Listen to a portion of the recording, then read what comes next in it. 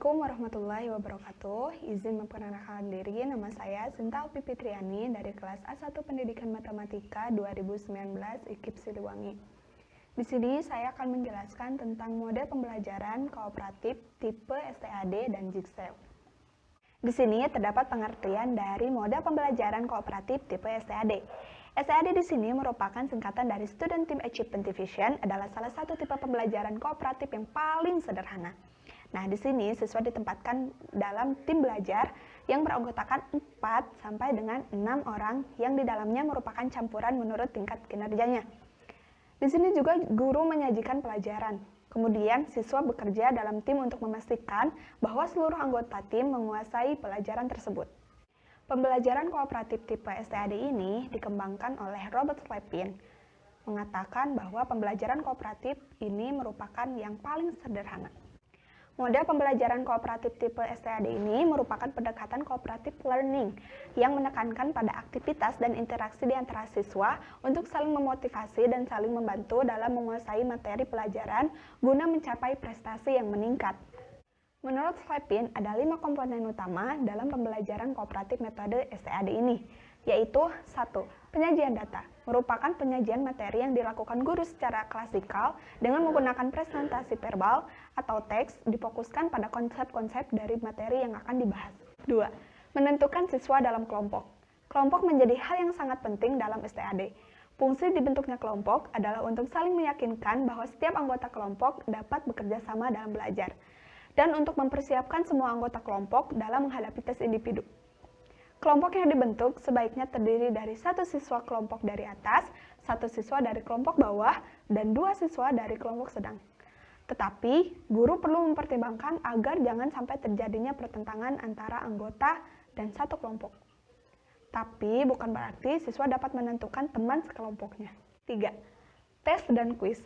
Siswa diberikan tes individual setelah melaksanakan 1 atau 2 kali penyajian kelas dan bekerja, serta berlatih dalam kelompok. Siswa harus menyadari bahwa usaha dan keberhasilan mereka nantinya akan memberikan sumbangan yang sangat berharga bagi kesuksesan kelompok. 4. Skor peningkatan individual. Skor peningkatan individual ini sangat berguna untuk memotivasi agar bekerja keras memperoleh hasil yang lebih baik dibandingkan dengan hasil yang sebelumnya. Skor peningkatan individual dihitung berdasarkan skor dasar dan skor tes. Terakhir, 5. Pengakuan kelompok. Pengakuan kelompok dilakukan dengan memberikan penghargaan atas usaha yang telah dilakukan kelompok selama belajar. Kelompok dapat diberi sertifikat atau sebuah penghargaan lainnya jika dapat mencapai kriteria yang telah ditetapkan bersama. Pemberian penghargaan ini tergantung dari kreativitas gurunya. Metode pembelajaran kooperatif tipe STAD ini memiliki kelebihan dan kekurangan. Menurut Slepin, kelebihan dari pembelajaran kooperatif tipe STAD ini adalah dapat mengembangkan prestasi siswa, baik hasil tes yang dibuat guru maupun tes baku. Rasa percaya diri siswa meningkat, siswa merasa lebih terkontrol untuk keberhasilan akademisnya. Strategi kooperatif memberikan perkembangan yang berkesan pada hubungan interpersonal di antara anggota kelompok yang berbeda etnis. Adapun kelemahannya, yaitu apabila guru tidak mengingatkan siswa agar selalu menggunakan keterampilan-keterampilan kooperatif dalam kelompok, maka dinamika kelompok akan tampak macet. Apabila jumlah kelompok tidak diperhatikan, yaitu kurang dari 4, misalnya 3, maka seorang anggota akan cenderung mengkrik diri dan kurang aktif saat berdiskusi. Dan apabila kelompok lebih dari 6, maka kemungkinan ada yang tidak mendapatkan tugas sehingga hanya membonceng dalam penyelesaian tugas. Apabila ketua kelompok tidak memperhatikan konflik-konflik yang timbul secara terus-menerus, maka kelompok akan menjadi kurang efektif. Selanjutnya ada pengertian dari model pembelajaran kooperatif tipe Jigsaw. Model pembelajaran kooperatif tipe Jigsaw ini adalah salah satu tipe pembelajaran kooperatif di mana pembelajaran melalui penggunaan kelompok kecil siswa dan bekerja sama dalam memaksimalkan kondisi belajar untuk mencapai tujuan pembelajaran dan mendapatkan pengalaman belajar yang maksimal, baik pengalaman individu maupun kelompok. Pada pembelajaran ini, setiap siswa menjadi anggota dari 2 kelompok, yaitu anggota kelompok asal dan kelompok ahli. Anggota kelompok asal terdiri dari 3 sampai dengan 5 dan setiap anggotanya diberikan nomor kepala 1 sampai dengan 5. Nomor kepala yang sama pada kelompok asal berkumpul pada suatu kelompok yang disebut kelompok ahli. Dalam pembelajaran model ini terdapat 3 karakteristik, yaitu 1. Kelompok kecil, 2. Belajar bersama, 3. Pengalaman belajar. Esensi cooperative learning adalah tanggung jawab individu sekaligus tanggung jawab kelompok, sehingga dalam diri siswa terbentuk sikap ketergantungan positif yang menjadikan kerja kelompok menjadi lebih optimal. Pendapat yang dikemukakan oleh Johnson pada tahun 1991 yang menyatakan bahwa pembelajaran kooperatif tipe jigsaw adalah kegiatan belajar secara kelompok kecil. Siswa belajar dan bekerja sama sampai kepada pengalaman belajar yang maksimal, baik secara pengalaman individu maupun pengalaman kelompok. Pembentukan kelompok belajar.